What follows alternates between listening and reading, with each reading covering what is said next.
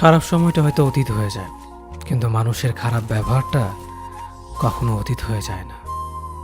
শুধু নিজে থেকে কথা বলা বন্ধ করে দেখো, দেখবে অনেক আপনজন বড় হয়ে যাবে।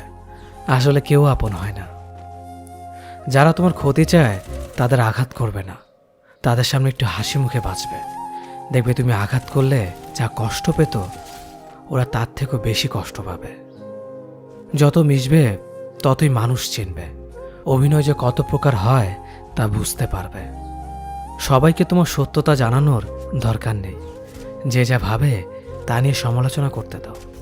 বেঈমান মানুষগুলো কখনো অপরিচিত মানুষ হয় না, খুব কাছের মানুষগুলোই বেঈমান হয়। পাতা ঝরার আগে পাতার রং বদলে যায়, আর মানুষ বদলানোর আগে কথা বলার ধরন বদলে যায়।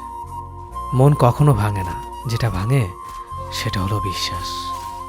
কেউ যদি তোমার সাথে কথা বলা বন্ধ করে দেয়, তাহলে বুঝে নিও তোমার পিছনে তারা তোমার নিন্দা করা শুরু করে দিয়েছে।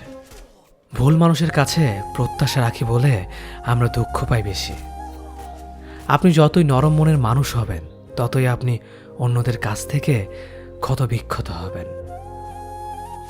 মানুষ চেনা শুরু করলে এমনিতেই বন্ধুর সংখ্যা কমে যাবে, এটাই বাস্তব। স্ত্রী চেনা যায় স্বামীর দারিদ্রতায়, স্বামীকে চেনা যায় স্ত্রীর অসুস্থতায়।